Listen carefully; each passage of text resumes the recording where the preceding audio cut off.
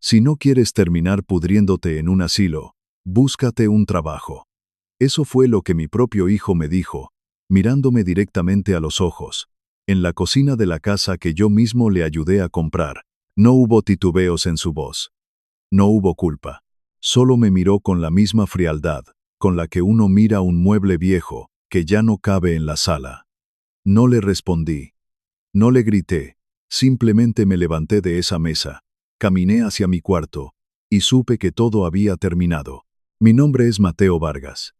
Tengo 72 años, y hoy quiero contarte cómo el hijo por el que di mi sangre, mi sudor y mi juventud, decidió que yo ya no merecía existir en su vida. No te cuento esto para dar lástima, te lo cuento porque sé que allá afuera, en este mismo momento, hay padres y madres caminando de puntillas en las casas de sus hijos. Padres que sienten que respirar muy fuerte es una molestia. Madres que comen solas en la cocina mientras la familia ríe en el comedor. Si alguna vez te has sentido invisible rodeado de tu propia sangre, quiero que escuches con atención. Porque esta historia es la mía, pero podría ser la tuya. Todo se rompió en pedazos de manera muy lenta. Los hijos no te rompen el corazón en un solo día. Lo hacen en cámara lenta. Lo hacen con silencios que gritan, con miradas de cansancio cada vez que entras a una habitación.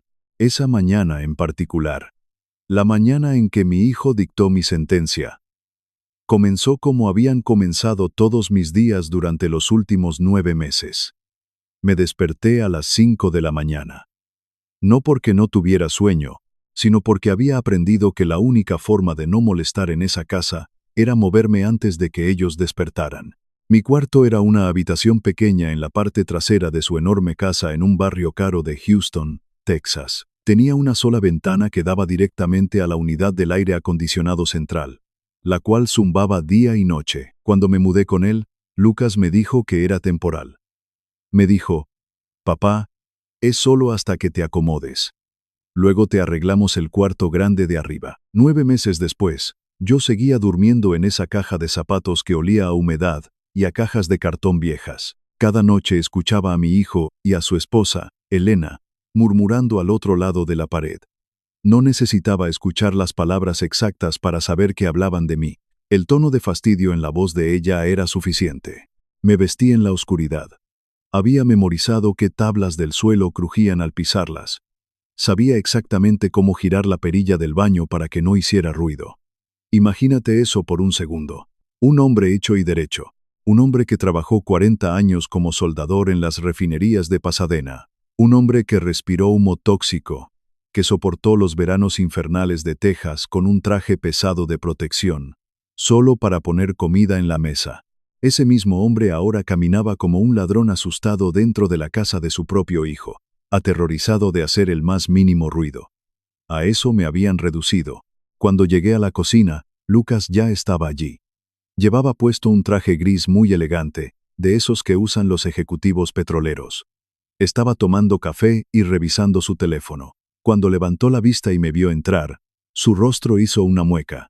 Fue casi imperceptible.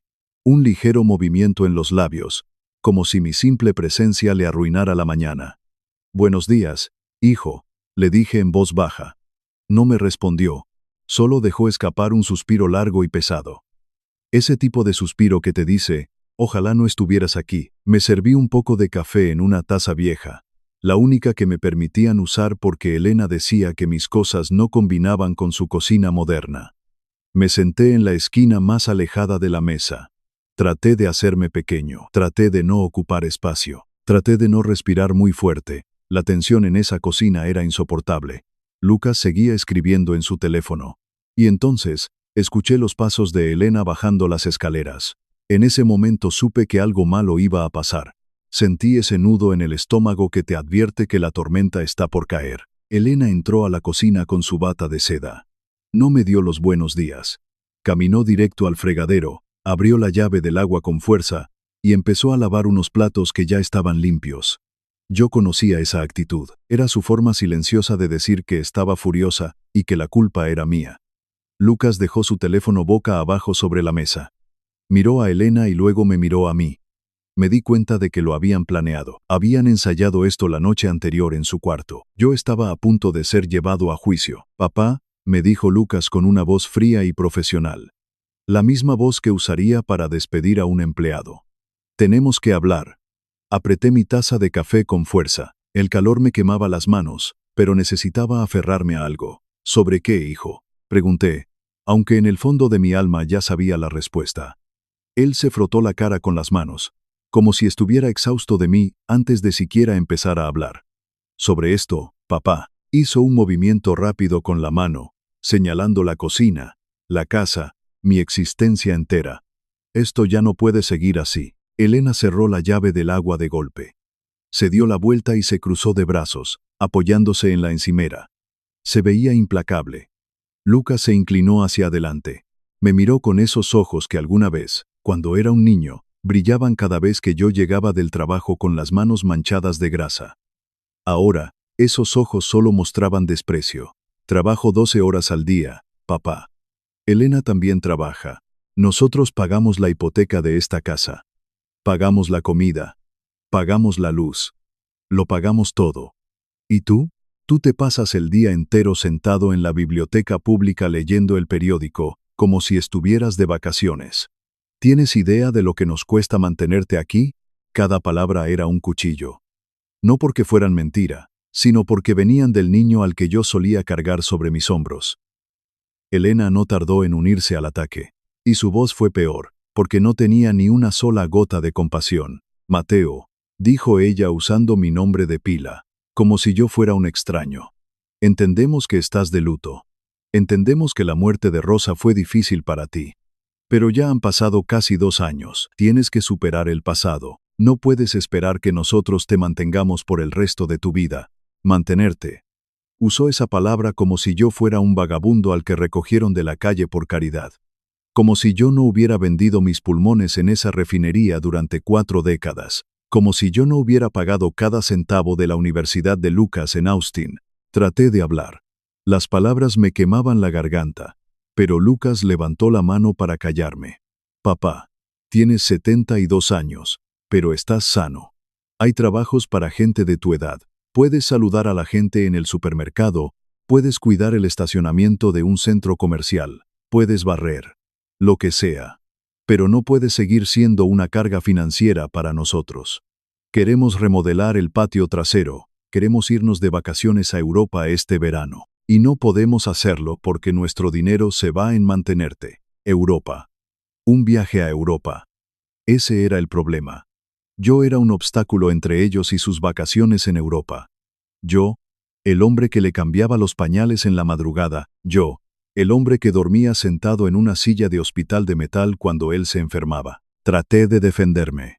Hijo, le dije con la voz temblando, yo te entrego mi cheque del Seguro Social y mi pensión de la Unión todos los meses. $900. Te los doy íntegros. No me quedo ni con $1 para comprarme un café. Era la verdad.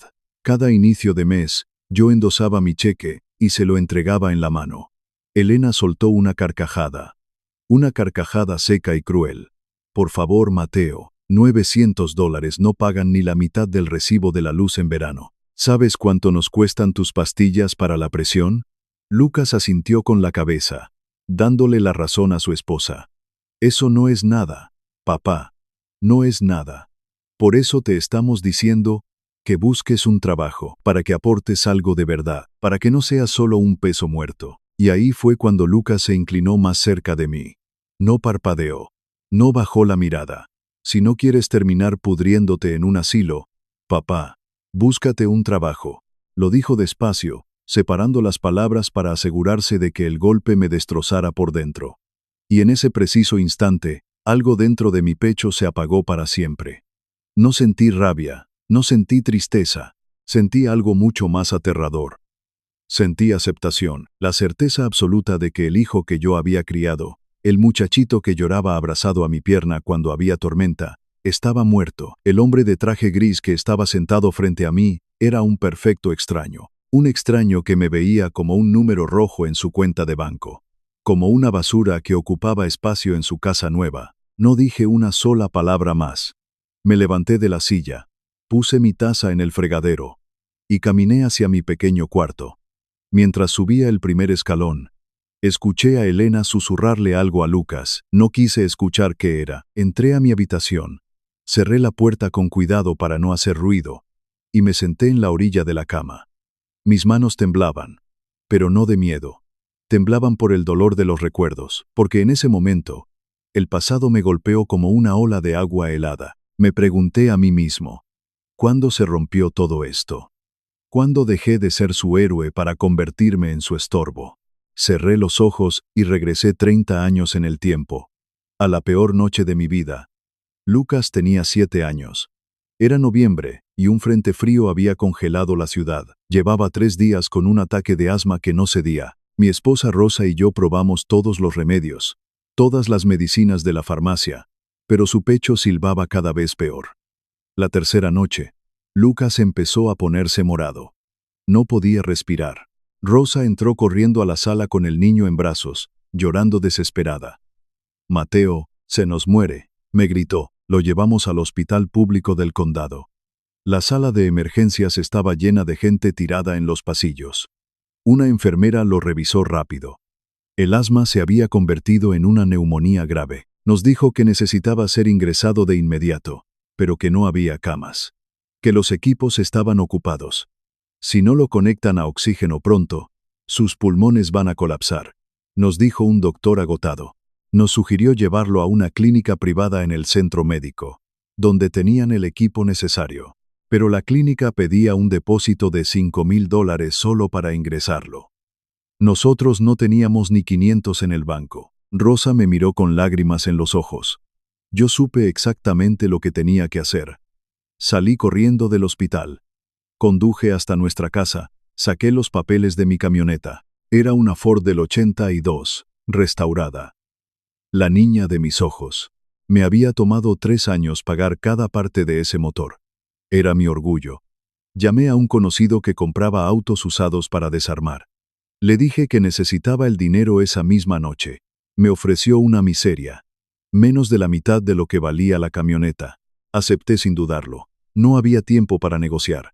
Con los billetes en la mano, regresé al hospital. Llevamos a Lucas a la clínica privada.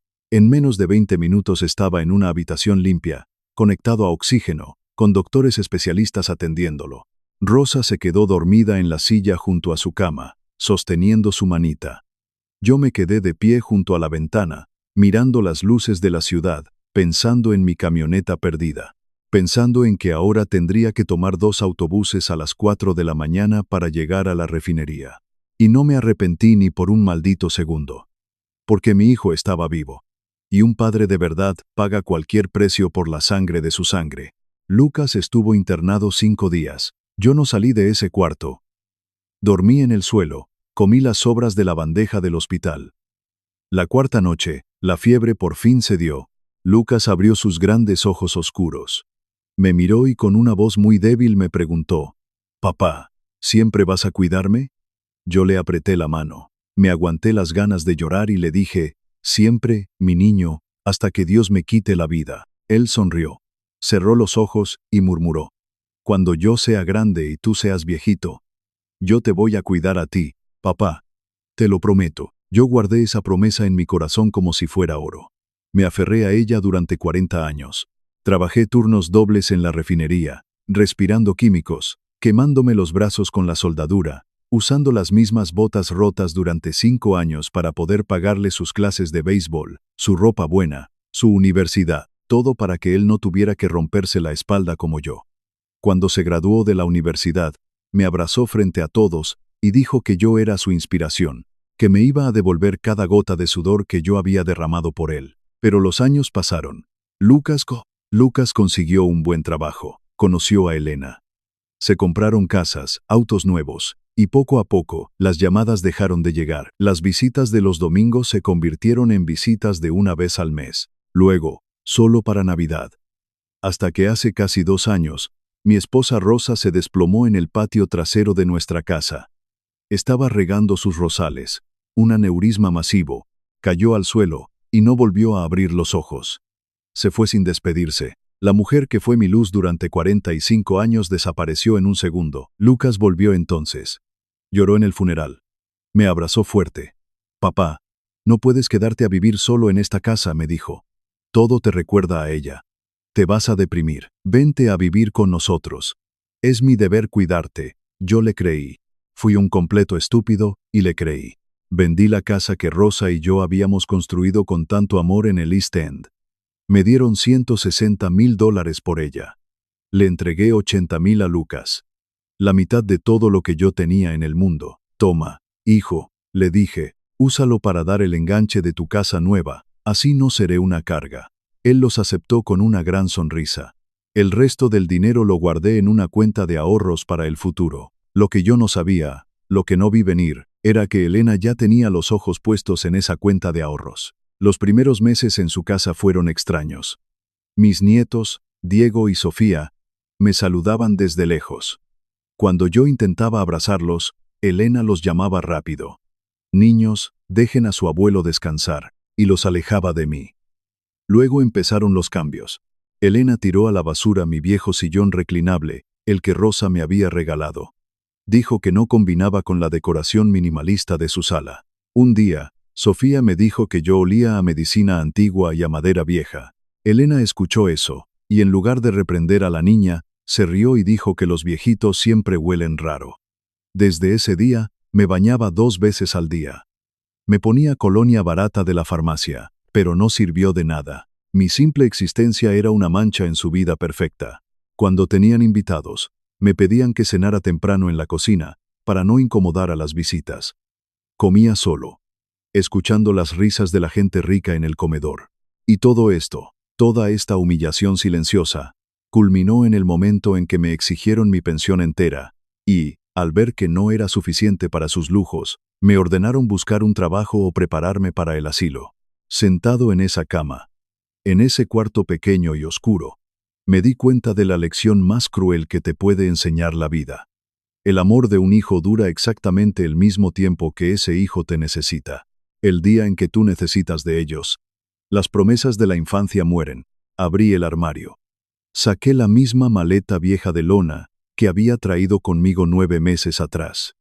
Empecé a meter mis pocas camisas, mis pantalones gastados, y el retrato enmarcado de mi Rosa. No derramé ni una sola lágrima. El dolor era tan profundo, tan absoluto, que había secado cualquier posibilidad de llorar.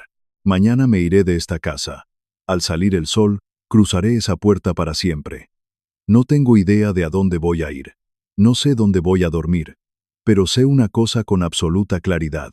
Prefiero dormir bajo un puente en las calles de Houston, prefiero caminar sin rumbo hasta que mis piernas no den más, que pasar una sola noche más mendigando amor en la casa de un hijo que me ve como basura. Mañana comienza mi verdadero castigo, o mi verdadera libertad, y lo que va a suceder cuando cruce esa puerta, cambiará nuestras vidas para siempre. A la mañana siguiente, salí de la casa antes de que el sol saliera por completo. No me llevé mi maleta. La dejé escondida debajo de la cama, lista, empacada con mis pocas pertenencias. Sabía que si salía con ella en ese momento, Lucas y Elena armarían un escándalo.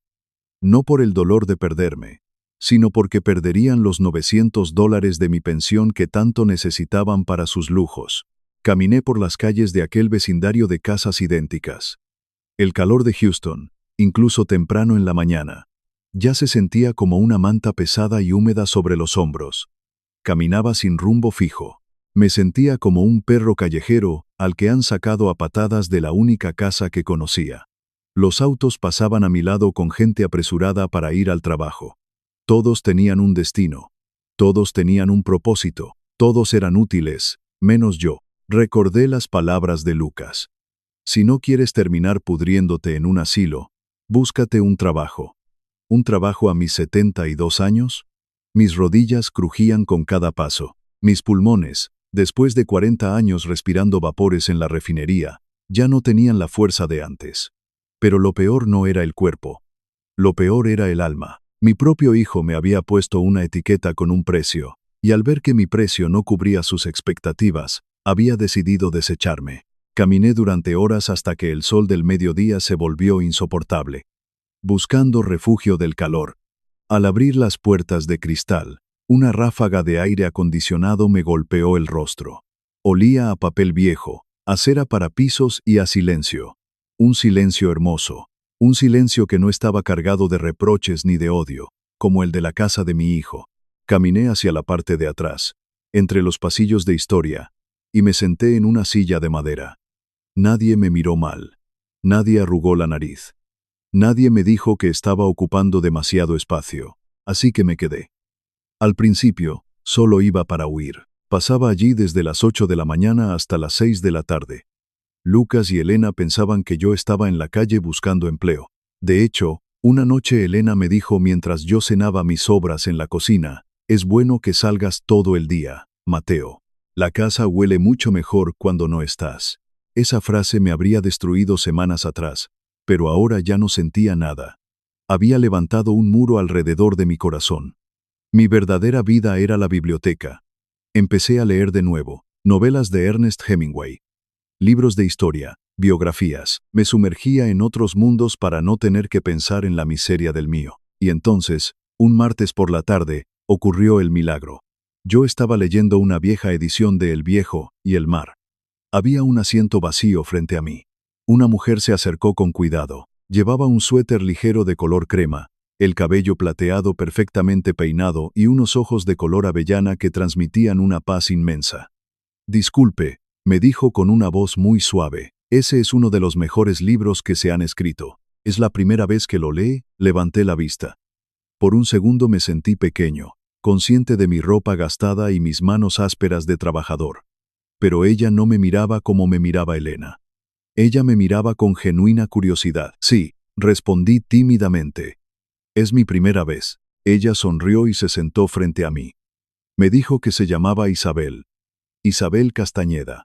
Así comenzó nuestra rutina. Isabel iba a la biblioteca 3 veces por semana. Siempre me buscaba. Empezamos a compartir pequeños comentarios sobre los libros. Luego pasamos a tomar un café en las bancas fuera del edificio. Me contó que su esposo, Roberto, había sido un arquitecto muy importante. Uno de los hombres que diseñó varios de los rascacielos del centro de Houston. Él falleció de cáncer de páncreas 5 años atrás. Yo lo cuidé hasta su último suspiro, me dijo una tarde mientras el viento soplaba las hojas de los robles. Y cuando él se fue, me quedé sola en una casa inmensa que ahora se siente como un museo. Tengo 2 hijos, Mateo. Viven en Nueva York. Me llaman en Navidad y en mi cumpleaños. Pero casi siempre es porque necesitan dinero para alguna inversión. Hace 2 años que no los veo en persona. Escucharla fue como mirar mi propio reflejo en un espejo elegante. Éramos 2 personas de mundos completamente distintos.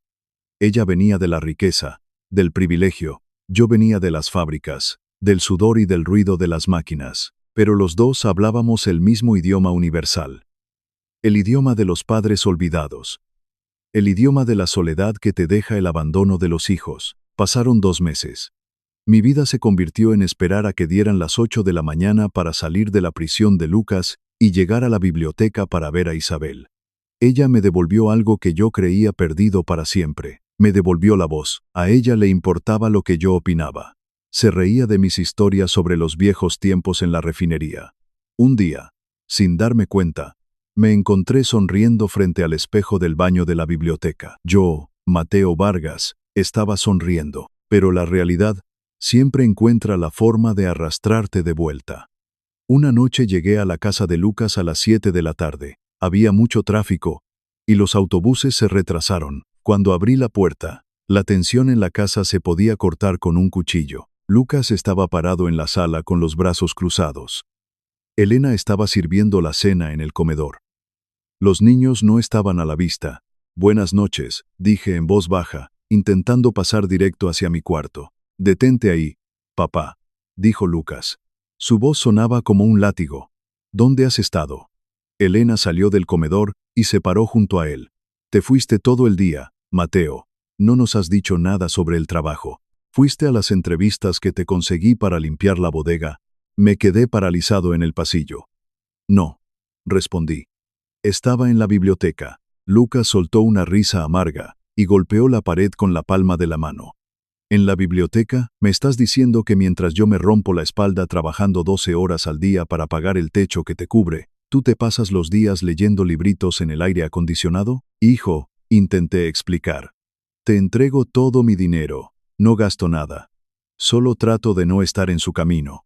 Elena interrumpió, alzando la voz. Tus $900 son una miseria, Mateo. Hice los cálculos. Con lo que comes, el agua que gastas, la luz de tu cuarto y las medicinas para tu corazón que ahora son más caras. Nos estás costando casi $2,000 al mes. Eres un agujero en nuestras finanzas. Lucas y yo no podemos vivir así. O consigues un trabajo mañana mismo, o vas a tener que irte a un asilo estatal. No hay otra opción. Lucas no dijo nada para defenderme. Se quedó ahí, asintiendo con la cabeza, apoyando a la mujer que estaba humillando a su padre. Esa fue la gota que derramó el vaso. Esa fue la confirmación final de que mi hijo, mi sangre, había muerto. No discutí. No les rogué. Solo los miré a los dos por un largo segundo. Me di la vuelta y me encerré en mi cuarto. Pasé la noche en vela, sentado al borde de la cama, mirando mi vieja maleta de lona. Al día siguiente, salí de la casa antes de que despertaran. Caminé hacia la biblioteca, pero esta vez no fui a buscar refugio. Fui a despedirme. Cuando Isabel llegó a las 10 de la mañana, me encontró sentado en una banca del parque frente a la biblioteca, con la cabeza entre las manos. Vio mi rostro destruido y se sentó a mi lado. ¿Qué pasó, Mateo?, preguntó asustada. Y entonces, todo el dique que había construido en mi interior se rompió.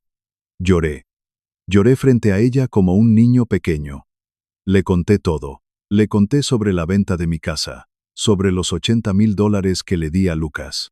Le conté sobre mi cuarto trasero, sobre cómo me obligaban a comer solo. Le conté cómo me habían exigido toda mi pensión. Y cómo ahora querían echarme a un asilo estatal, porque yo no quería limpiar bodegas a los 72 años. Isabel me escuchó sin interrumpir.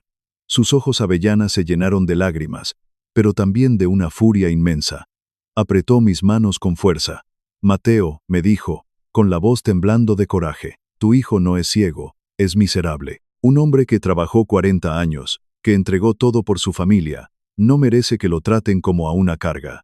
Eres un buen hombre, tienes dignidad, tienes valor. Y no vas a permitir que te lo quiten.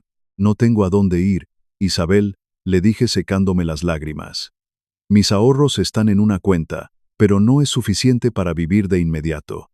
Y no quiero gastarlos en un motel barato. No sé qué hacer. Isabel se levantó de la banca. Se arregló el abrigo y me miró con una determinación que me dejó sin aliento. Sí tienes a dónde ir, Mateo.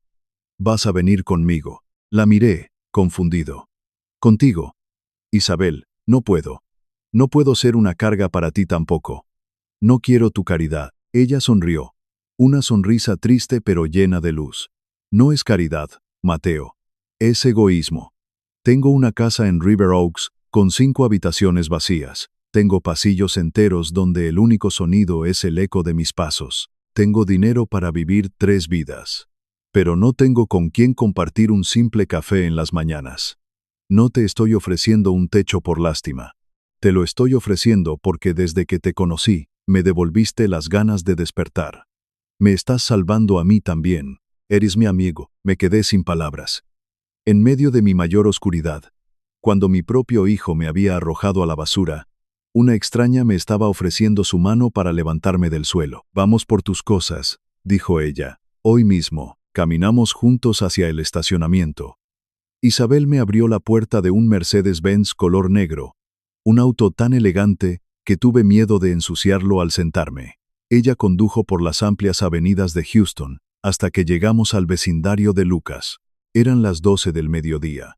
El auto de Lucas estaba en la entrada, señal de que había venido a almorzar a casa, como solía hacer los miércoles. Isabel estacionó el Mercedes justo frente a la casa. El motor ronroneaba en silencio. ¿Quieres que entre contigo?, me preguntó. No. Le respondí. Esto lo tengo que hacer yo solo. Me bajé del auto, caminé por el sendero del jardín y abrí la puerta principal. Escuché las voces de Lucas y Elena en la cocina. Estaban discutiendo, para variar. Caminé por el pasillo directo a mi pequeña habitación. Me agaché. Saqué mi vieja maleta de lona debajo de la cama y cerré la puerta detrás de mí por última vez. El ruido de las ruedas de la maleta rodando por el pasillo de madera los alertó. Cuando llegué a la sala, Lucas y Elena salieron de la cocina con los ojos muy abiertos. Papá, ¿qué haces con esa maleta?, preguntó Lucas. Su tono no era de preocupación, sino de confusión total. Elena cruzó los brazos. ¿A dónde crees que vas, Mateo? ¿Ya te conseguiste un trabajo para pagar lo que debes, o te rindes tan fácil? No les respondí. El silencio de un hombre que ha recuperado su dignidad es el arma más letal que existe. Pasé por su lado sin mirarlos, abrí la puerta principal y salí al pórtico. Lucas me siguió apresurado. Papá, te estoy hablando. ¿A dónde diablos vas? Bajé los escalones. Y fue entonces cuando ambos vieron el enorme Mercedes-Benz negro estacionado frente a su jardín perfectamente podado. Vieron a Isabel. Estaba de pie junto a la puerta del pasajero, esperando. Llevaba unas gafas de sol oscuras, y se veía impecable, poderosa, como alguien que pertenece a un mundo que Lucas y Elena solo podían soñar con alcanzar. Isabel me sonrió. Abrió la puerta trasera del auto y me ayudó a guardar mi vieja maleta de lona junto a los asientos de cuero. Lucas se quedó congelado en el pórtico. Su mandíbula cayó. Elena se asomó por detrás de él, con el rostro pálido. «Papá», tartamudeó Lucas. «¿Quién es esa mujer? ¿De quién es ese auto?» Me detuve antes de subir al asiento del pasajero. Me giré lentamente para mirarlo. Lo miré desde la acera, desde la posición de un hombre libre. No sentí dolor. No sentí rabia. Sentí una paz absoluta. Me voy a buscar un asilo, hijo, le dije con una voz tan serena que pareció asustarlo. Ya no tendrás que preocuparte por mis gastos de viaje a Europa. Isabel cerró mi puerta. Rodeó el auto. Subió al asiento del conductor y encendió el motor.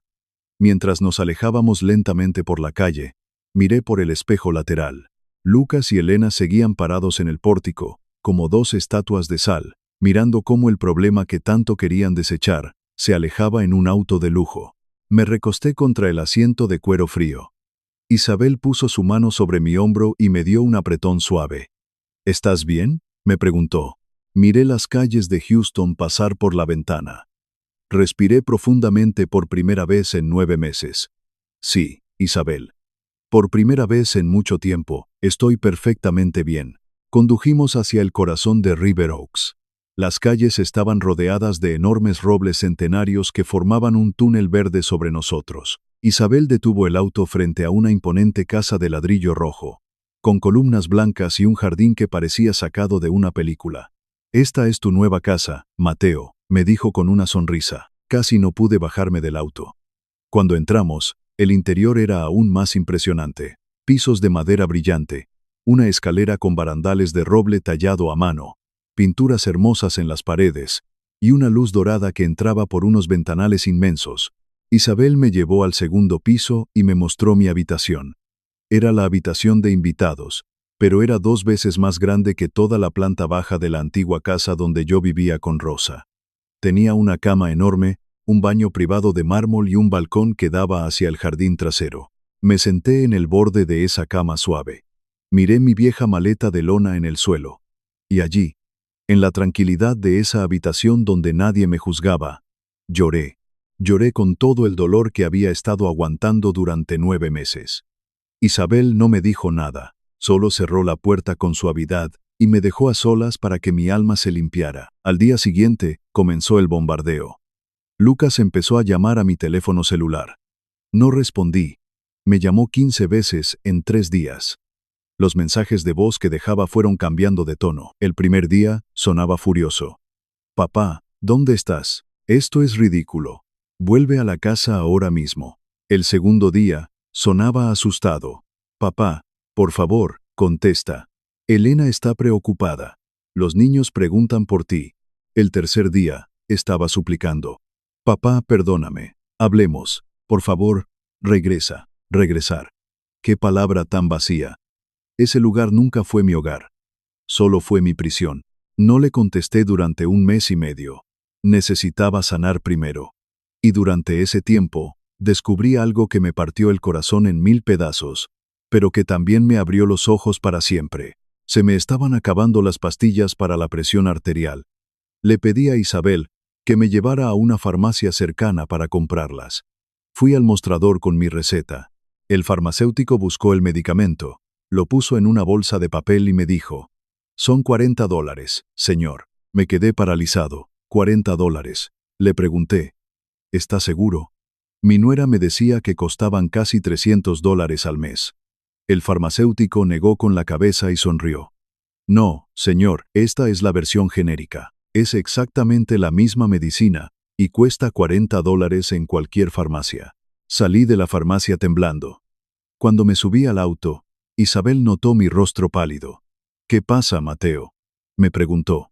Le conté lo que acababa de descubrir. Ella apretó el volante con fuerza, indignada. Te mintieron, Mateo.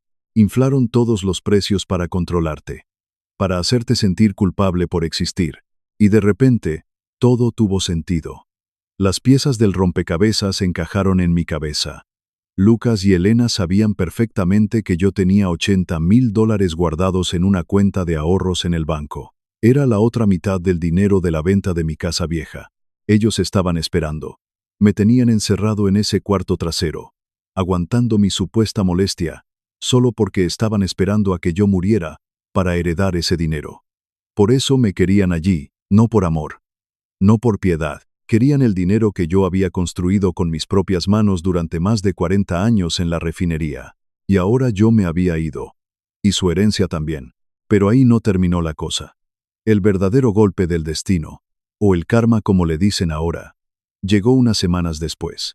Mi hermana menor, que vive en San Antonio, me llamó por teléfono. Mateo, me dijo, ¿te enteraste de lo de Lucas? Le pregunté que qué pasaba. Ella soltó una carcajada seca. Tuvieron que cancelar su famoso viaje a Europa.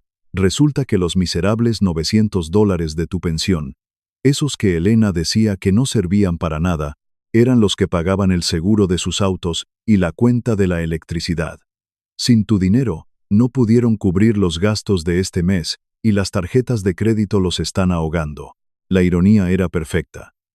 Me habían tratado como a un parásito, cuando en realidad yo era el pilar que sostenía sus lujos. Solo se dieron cuenta de mi valor cuando ya me habían perdido. Hoy, mientras escribo esto, han pasado 3 meses. 3 meses viviendo con Isabel. Cada mañana me despierto sin poder creer que esto es real. Me levanto en una habitación iluminada por el sol. Bajo a la cocina y encuentro a Isabel preparando café. Ella levanta la vista, me sonríe y me dice, «Buenos días, Mateo». Y lo dice como si de verdad le alegrara verme. Desayunamos juntos. Hablamos de las noticias, de los libros que estamos leyendo. El mes pasado, Isabel me llevó a Galveston. Caminamos por la playa al atardecer, escuchando el sonido de las olas, sintiendo la brisa del mar en el rostro. Isabel me presentó a su círculo de amistades. Viudas, viudos, profesores jubilados, gente amable, gente culta que me escucha con respeto. En sus cenas, Isabel me presenta como un escritor, y la verdad es que ahora lo soy. Estoy escribiendo mis memorias en el estudio de su casa. Todas las tardes me siento frente a la ventana y escribo. Escribo sobre Rosa. Escribo sobre mis años en la fábrica tragando humo. Y escribo sobre el niño que Lucas solía ser, antes de que el dinero le pudriera el alma. Hace 2 semanas, Lucas vino a visitarme. Yo le di la dirección después de que me rogó por teléfono. Isabel le abrió la puerta y lo dejó pasar. Él se quedó detenido en la entrada, mirando los techos altos, la madera fina, las pinturas caras. Entró a la sala arrastrando los pies. Sus ojos estaban rojos y tenía grandes ojeras. Vine a pedirte perdón en persona, papá. No por teléfono, me dijo en un hilo de voz. Nos sentamos en los sillones de cuero.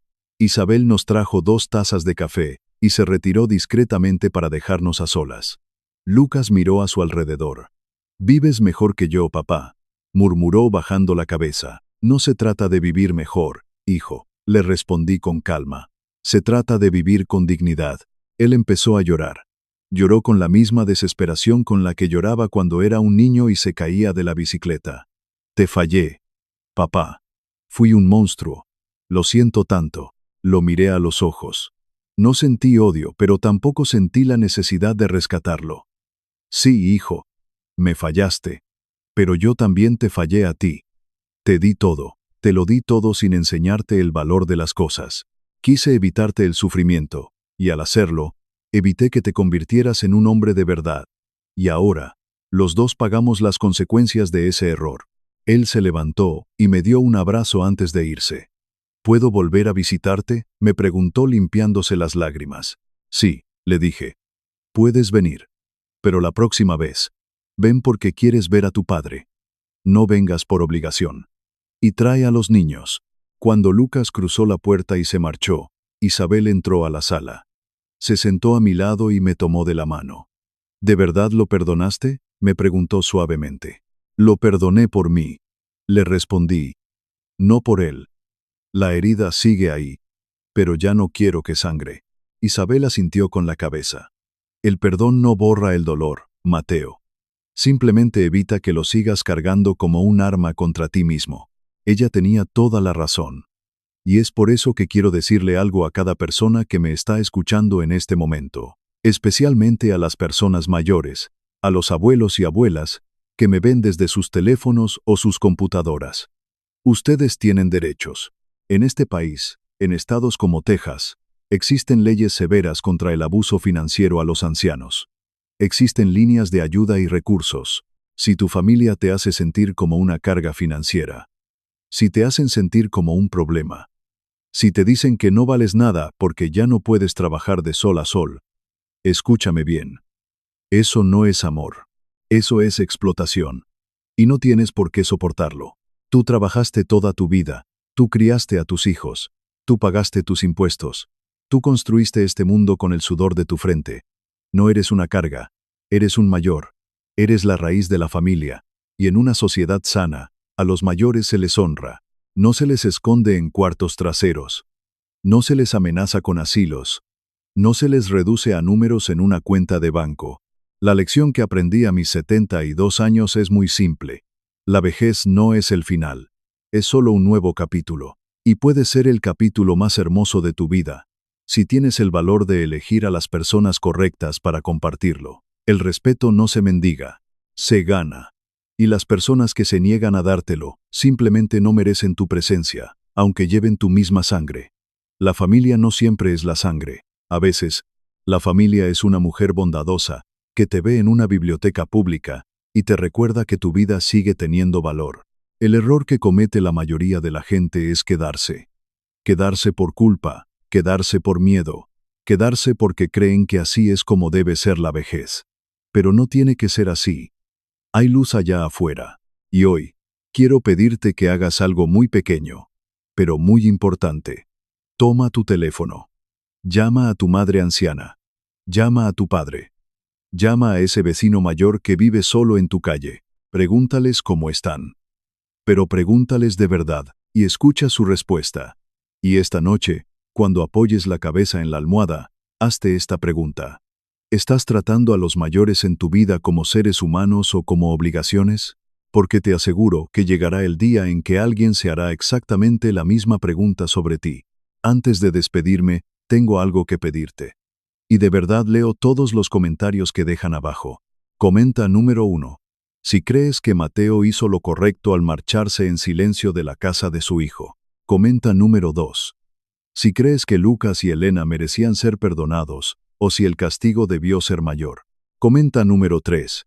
Si alguna vez te has encontrado en una situación similar, donde sentiste que tu familia solo te buscaba por interés. Y justo debajo de eso, cuéntame desde dónde estás viendo este video. ¿Desde qué ciudad? ¿Desde qué país? ¿Qué hora es exactamente ahí donde te encuentras? Me llena el alma leer sus mensajes desde todas partes del mundo. Cada comentario me recuerda que ninguno de nosotros está realmente solo. Que todos somos seres humanos intentando sobrevivir a esta vida con un poco de dignidad. Esta es una historia de ficción, inspirada en los miles de casos que ocurren todos los días a puerta cerrada en muchas familias. Pero ha sido escrita desde cero para traerte un mensaje original, profundo y necesario. Un recordatorio de que nunca es tarde para elegirte a ti mismo. Si esta historia movió algo dentro de tu corazón, por favor dale me gusta al video. Suscríbete al canal y activa la campanita para que no te pierdas el próximo, porque todos los días comparto historias reales y lecciones de vida como esta, historias de personas comunes, como tú y como yo. Gracias por escuchar hasta el último segundo. Gracias por dejar que la historia de Mateo importe. Y recuerda siempre esto: mereces dignidad, Mereces respeto, mereces ser visto, y nunca, nunca es demasiado tarde para empezar un nuevo y hermoso capítulo en tu vida.